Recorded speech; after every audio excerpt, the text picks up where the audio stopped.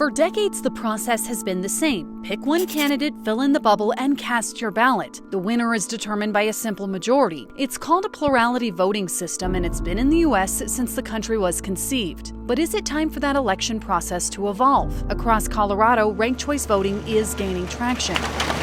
In November, voters in Basalt used the system for the first time, while people in Boulder approved it for mayoral races moving forward. Using alternative voting methods has increased throughout the state. Now, Denver and the Colorado Secretary of State's office are holding meetings to discuss the idea. We have a system right now that picks a true majority winner, and the only system that picks a true majority winner, and that's the runoff. In this Denver 7 360, you'll hear from a supporter of ranked choice voting, an opponent, a lawmaker, and a politics professor on the idea of switching voting methods. First, some context.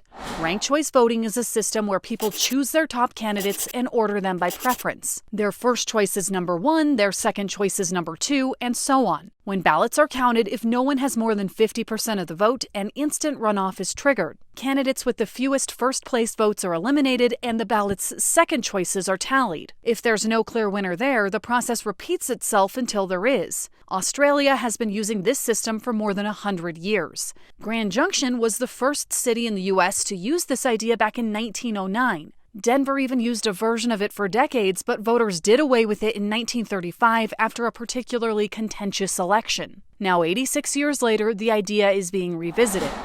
For supporters of the system, on Election Day, many voters feel cornered. Ranked choice voting has a lot of benefits. It becomes like an existential crisis, and people end up holding their noses and voting for the lesser of two evils. Along with allowing people to vote their values, it could save money on runoff races and might give third-party candidates a better chance. Did you ever see a man that likes a mask as much as him? Linda Templin from Ranked Choice Voting for Colorado says it could also make candidates talk more about the issues and less about their opponents. It really changes the way candidates have to campaign, because they might need those second or third choice votes to build a win. Here's what we know tonight so far. Joe Biden has won 8 states. Perhaps one example of why ranked choice voting could be a good option was the 2020 Democratic primary. Colorado has a strong early voting system, but candidates like Amy Klobuchar and Pete Buttigieg dropped out before the primary. I think people were frustrated. In all, about 150,000 ballots weren't counted since their candidates dropped out. In a ranked choice voting system, if a candidate leaves the race, the voter's second choice is then counted as their first. It would be nice to have this option available to make sure that doesn't happen again in the future. State Senator Chris Hansen likes the idea of giving the system a chance. Amendment L010 is lost. But with so much going on this legislative session, I'm not sure if we're going to move forward with it this year.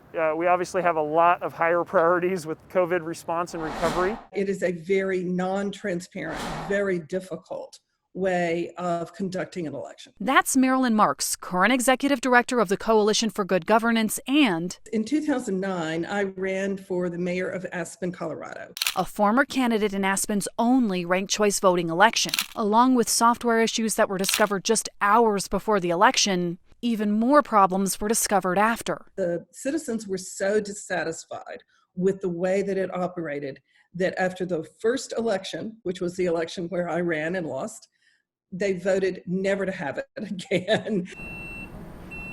Technology has come a long way since 2009, and 62 Colorado counties already have the capability of running a ranked choice voting election. Still, Marks says the system sounds simple, but in reality, it's complicated. We should be very nervous about the complexity of it. I think we've just seen what happens when people don't feel, the citizens don't feel, that they can verify how the election was determined.